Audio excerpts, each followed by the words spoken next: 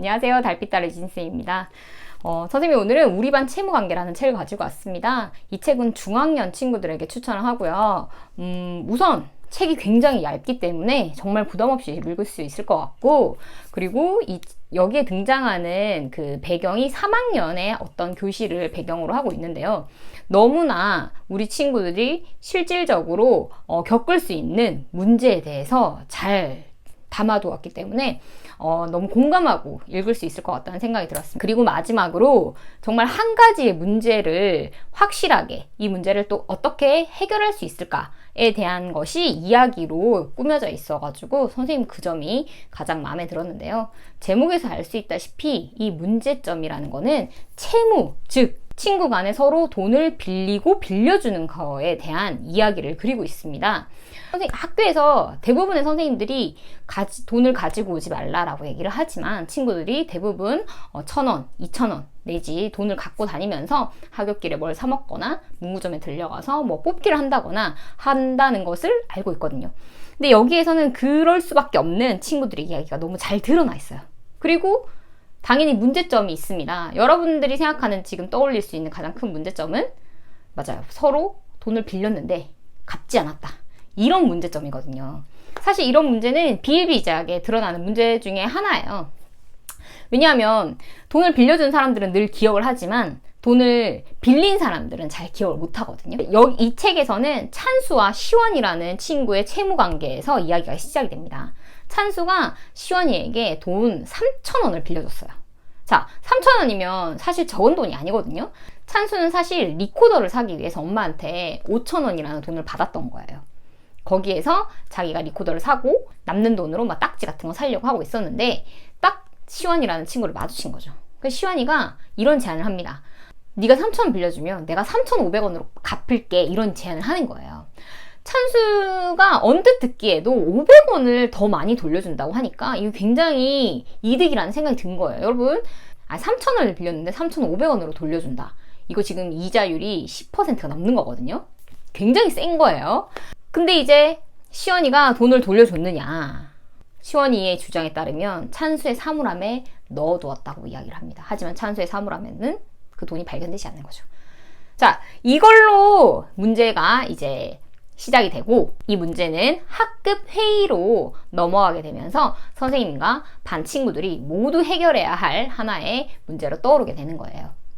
그래서 너무 재밌는 거는 학급 회의를 통해서 친구들이 서로 의견을 내고 이 문제를 해결해 나가는 과정이 이 얇은 요 사이즈에 다 들어가 있다는 게 정말 놀라웠습니다.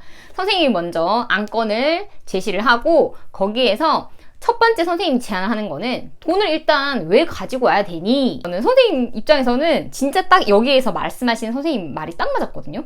학교에서 급식도 줘, 뭐 우유도 줘. 거의 학교에서 필요한 준비물들은 요즘에 학교에서 다 제공이 되는데 돈이 뭐하러 필요하니 얘들아? 이렇게 이야기를 하시는데 친구들의 답변이 굉장히 인상적이었습니다. 친구들은 그게 전부가 아니라는 거예요. 일단 밥을 다 먹고 급식이 끝나고 집에 갈 때쯤 되면 배가 너무 고프다는 거. 그래서 돈이 필요하다는 거. 군것질을 해야 된다는 거예요. 그래서 선생님은 또 두 번째로 이런 제안을 하십니다. 아예 돈을 빌리지도 말고 빌려주지도 말고 자기가 필요한 만큼만 딱 가지고 와서 자기 거만 사 먹고 끝내자. 이게 깔끔한 거 아니니? 이렇게 제안을 하는데 친구들은 거기서도 불만을 제시합니다. 과연 이 친구들이 제시하는 불만이 선생님은 되게 와닿았어요. 아, 진짜 이렇구나. 이런 마음에서 친구들이 이렇게 서로 돈을 빌리면서까지 같이 지내는구나. 아, 이게 우리 아이들이 지내는 방식이구나. 이런 생각이 들었거든요. 직접 책을 읽으면서 그것에 대한 친구들의 답변은 무엇인지 알아보면 좋을 것 같고요. 그렇게 해서 선생님이 결국 제안했던 두 가지의 제안은 기각이 됩니다. 그리고 이제 그렇다면 친구들 사이에서 내가 이 정도쯤은 사줄 수 있어 라고 생각하는 가격이 제시가 됩니다. 여러분들은 얼마 정도 나는 친구들한테 사줄 수 있다라고 생각을 하는지 아마 이제 학년별로 조금 다를 수 있겠죠. 여기 나오는 친구들은 이제 500원으로 결정을 합니다. 500원 정도는 내가 친구한테 사줄 수 있는 거다. 그러니까 이 500원을 친구한테 돌려받지 않아도 500원 정도는 내가 친구한테 사줄 수 있는 금액이다 라고 정하는 거예요. 대신 이 금액을 넘어서는 금액에 대해서는 친구들한테 서로 사달라고 요구하지도 않고 또 그걸로 인해서 뭔가 서로 불화를 만들지 않기로 결정을 하는 거죠.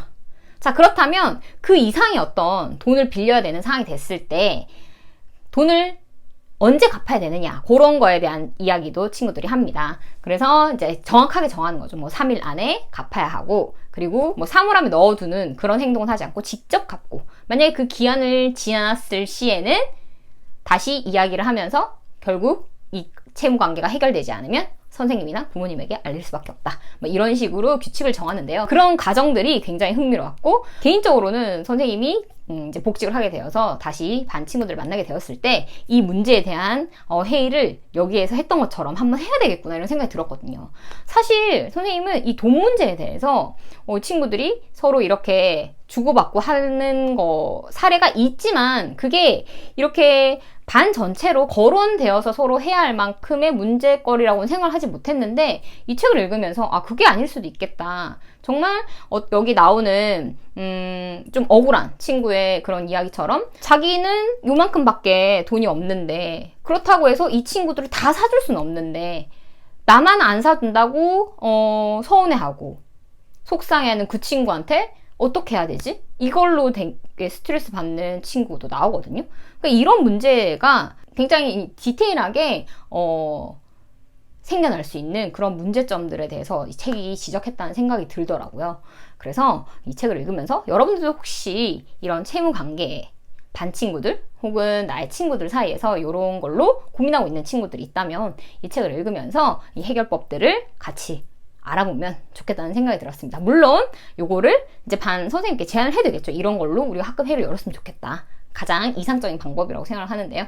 어쨌든 이런 식으로 학급에서 일어나는 재미난 일들에 대한 에피소드가 담겨있는 이 책을 선생님이 소개해 보았습니다.